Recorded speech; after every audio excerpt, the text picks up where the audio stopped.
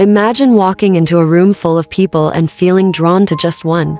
Out of all the faces, all the voices, this one person stands out. It feels like magic, like a magnetic pull beyond your control. Maybe you think it's fate, maybe you think it's love at first sight, but what if it's something else? Something beneath the surface that's been quietly shaping your choices long before this moment. Welcome to today's episode on Psychology Life Hacks, where we're going to unravel the science behind falling in love and why we're drawn to certain people. We like to think that choosing a partner is a matter of free will, that it's a simple decision of heart and mind. Yet, the truth is far more layered. Many of the choices we make, especially when it comes to love, are influenced by forces we don't often see. These are forces that reside deep in our minds, quietly guiding our preferences, our patterns, and even our dreams. Think of it this way: we each carry an internal map, a set of directions we don't consciously remember learning. This map is shaped by our early experiences, our family dynamics, our first loves, and our hidden insecurities. And it's this invisible map that draws us toward people who, sometimes mysteriously, feel like home. The irony is that home isn't always safe or healthy. Sometimes it's chaotic, sometimes it's lonely. Yet we return to it, again and again, hoping to find love or connection. As we dig deeper, we'll uncover how early relationships and attachment styles silently shape who we're attracted to. And along the way, I hope to offer a new lens, one that might just help you rewrite your map, making it one that doesn't lead back to the same old patterns but instead, toward a more fulfilling, freeing kind of love. So, let's begin by asking ourselves a question. How much of our type is a true preference, and how much of it is a familiar script we've been following? When you understand the answer to that question, you start to unlock a new level of awareness, one that empowers you to make different choices, to find relationships that truly nurture and support you. We're often drawn to what feels familiar. It's a phenomenon rooted in our evolutionary psychology. Familiarity equals safety. But in relationships, this instinct can be misleading. The people we're attracted to aren't just random strangers. They often embody aspects of our past, recreating dynamics we know all too well. This familiarity begins with what psychologists call our attachment style, a pattern of relating to others that we first develop in childhood. Attachment theory suggests that the bonds we form with our earliest caregivers shape the way we approach intimacy and love throughout life. Do we trust that others will be there for us? Do we fear abandonment? Do we feel safer keeping others at arm's length? Each of these patterns creates an imprint on us, one that we carry into adulthood, quietly influencing who we're drawn to and how we behave in relationships. For instance, people with a secure attachment style, who grew up with a reliable, loving caregiver, tend to have a deep sense of trust in relationships. They're drawn to partners who offer stability and openness. But for someone with an anxious attachment style, the story is often different. They might be drawn to people who are inconsistent or emotionally distant because, in some way, it mirrors the unpredictable dynamics they experienced in childhood. It's easy to see how these patterns might repeat. The anxious individual may try harder to gain the attention of an emotionally unavailable partner, reliving a familiar cycle of striving for love that always seems just out of reach. To them, love feels intense, even painful, but that very intensity is what makes it feel real, because it's what they know. Understanding your attachment style can be like opening a door to parts of yourself you've never fully explored. It allows you to step back from those magnetic attractions and ask yourself, does this person feel right because they're healthy for me, or because they fit a pattern I've always known? It's a profound shift, one that can be both liberating and challenging. Every relationship you've ever had, in some way, reflects the emotional inheritance you carry. This inheritance isn't tangible. It's the unresolved emotions, beliefs, and expectations passed down through generations, often without words. If your family never openly expressed love, you might find it hard to believe when someone truly cares for you. If conflict was frequent, you might feel uneasy in peaceful relationships, almost as if they lack depth. In essence, our love lives are often where these echoes of the past come to life. As the psychologist and author Esther Perel has said, the quality of your life ultimately depends on the quality of your relationships. So, if your relationships seem to follow a painful pattern, you're not alone and you're not doomed to keep repeating it. One way to begin shifting these patterns is by acknowledging the emotional inheritance you've received. This isn't about blaming anyone, It's about recognizing that many of our core beliefs about love and connection were shaped long before we had a choice in the matter. By becoming aware of this, we take the first step in consciously shaping the kind of relationships we want to create in the future. So, how can we move from these old, often self-defeating patterns to relationships that feel truly supportive and fulfilling?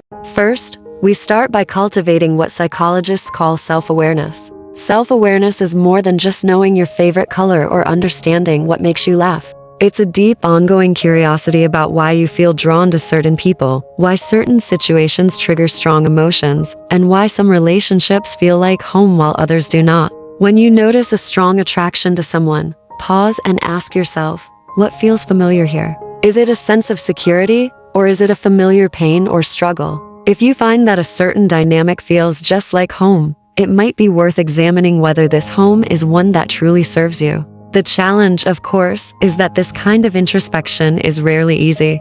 It requires us to confront parts of ourselves we may prefer to ignore.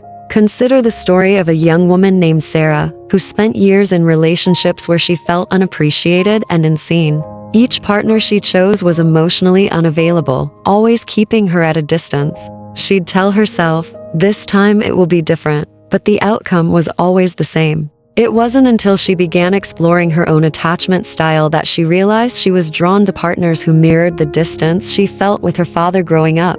This familiarity had tricked her into believing she was choosing freely, when, in reality, she was following an old script. Intimacy is often misunderstood as simply closeness or passion, but true intimacy requires something much deeper: vulnerability. It means being willing to show up fully in your relationships, even when it's uncomfortable. It means being honest about your fears, your insecurities, and your needs.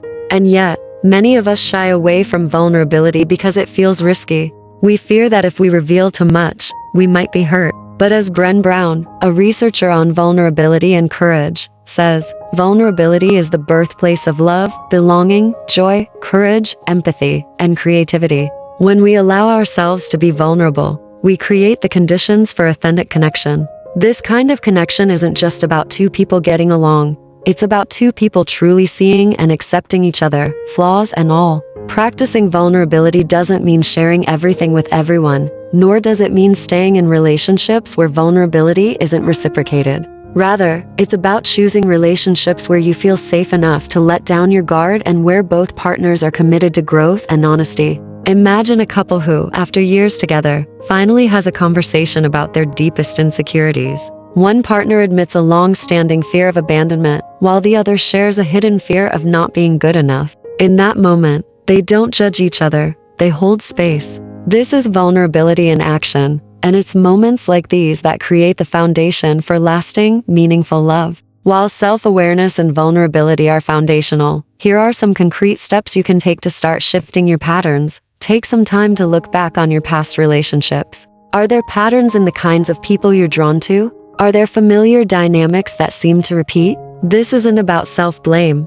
it's about self-discovery. Understanding whether you have a secure, anxious, or avoidant attachment style can help you recognize the ways you might unintentionally sabotage your relationships. There are many resources online to help you identify your attachment style. When you feel drawn to someone, ask yourself if this attraction feels healthy or if it feels like a familiar pain. Challenge yourself to break free from old patterns by choosing partners who offer a new, healthier kind of connection. Changing relationship patterns is difficult work, and you're bound to encounter setbacks along the way. Approach yourself with kindness, remembering that growth takes time. Whether through therapy, self-help resources, or conversations with trusted friends, having a support system can make all the difference. In healthy relationships, we're able to share our feelings and needs without fear of rejection. Practicing emotional openness can mean sharing small but honest things with a partner, like how their actions make you feel or what you're hoping to build together. This kind of openness builds a foundation of trust, where both partners feel they can be fully themselves. It's a step-by-step process, not an overnight change, but as you gradually open up, you may notice your relationships becoming richer and more fulfilling. Many of us view conflict as a threat, something to be avoided or minimized. But when approached with care and mutual respect, conflict can be one of the greatest catalysts for growth in a relationship. It's in our disagreements, in the moments we feel misunderstood, that we're given the chance to reveal parts of ourselves we might otherwise hide. In psychology, this is known as transformative conflict, where both partners learn more about each other and grow closer through honest dialogue. It's not about who's right or wrong, it's about deepening understanding. For example, let's say a couple frequently argues about time spent with friends versus time together. While this might seem like a minor dispute, it often reflects deeper needs. One partner might need social connection, while the other craves quality time. By seeing the conflict as an opportunity to understand each other's needs rather than as a sign of incompatibility, the couple can work toward a solution that respects both perspectives. In relationships, emotional regulation, or the ability to calm yourself down in moments of high emotion is essential. When we're triggered, our brains tend to go into fight or flight mode, which can make it harder to communicate effectively. Learning to self-soothe through techniques like deep breathing, mindfulness, or taking a short walk can help you return to a place of calm. From there, you can engage with your partner constructively, rather than reacting from a place of heightened emotion. The act of self-soothing isn't about suppressing feelings, it's about giving yourself the space to respond thoughtfully. One of the most powerful tools in changing relationship patterns is transforming your internal dialogue. Often, the stories we tell ourselves about who we are, what we deserve, and what love should look like are inherited from early experiences or influenced by society's ideals. But those stories aren't set in stone. If you grew up believing you had to earn love, start to affirm that you deserve love simply for being who you are. If you believe you will always be abandoned, challenge that belief by reminding yourself of the connections that have stood by you. When you reshape your inner narrative, you start attracting people who align with this new, more empowered sense of self. This idea of rewriting our narrative connects beautifully with the philosophy of Carl Jung, who believed that until you make the unconscious conscious, it will direct your life and you will call it fate. By bringing these hidden stories into the light, we gain the power to shape our own relationships rather than feeling like passive participants in a script we didn't choose. Relationships are rarely fixed or perfect. They're dynamic, evolving spaces where both partners are constantly growing. Adopting a growth mindset, the belief that people and relationships can change and improve over time, can be a powerful way to bring positivity into your love life. A growth mindset means you're willing to work through challenges, to see obstacles as opportunities to strengthen the bond, and to trust that with time and effort, your relationship can deepen. As we come to the end of this journey through the psychology of attraction, let's reflect on the ultimate gift of this knowledge, the freedom to choose consciously. When we understand why we're drawn to certain people and patterns, we gain the ability to make choices that align with our true needs and desires rather than just our unconscious instincts. This isn't about eliminating all passion or spontaneity from love. It's about creating a foundation where we can experience love deeply, freely, and with full awareness. Imagine meeting someone and feeling that spark of attraction, but this time you pause. You take a moment to ask yourself, is this spark leading me toward fulfillment, or is it simply replaying an old story? By becoming aware of your choices, you open up to relationships that don't just feel intense in the moment but that offer lasting joy, companionship, and mutual respect. And remember, the goal isn't perfection. Relationships are messy, emotional, and at times, profoundly challenging. But when we approach them with awareness, compassion, and a willingness to grow, they become one of the greatest teachers in our lives. They reflect us back to ourselves, reveal the places we still need to heal, and when chosen consciously, offer a kind of love that goes beyond the fleeting highs of infatuation. So, where do we go from here? Empowered by this understanding, the next step is to practice. Take small steps towards self-awareness in your relationships, and be gentle with yourself in the process. No transformation happens overnight, and changing the ways we relate to others is some of the deepest, most courageous work we can do. Each time you pause before responding, each time you choose to reflect rather than react, you're creating a new path, one where love is less about fulfilling old needs and more about building a future where both partners can thrive. As we close this exploration, I invite you to reflect on one question: what kind of love do you truly want? When we become clear on the answer to that question, we can begin to create relationships that honor both ourselves and those we choose to share our lives with. In the end, the science of falling in love isn't just about attraction. It's about choosing with wisdom, compassion, and an open heart.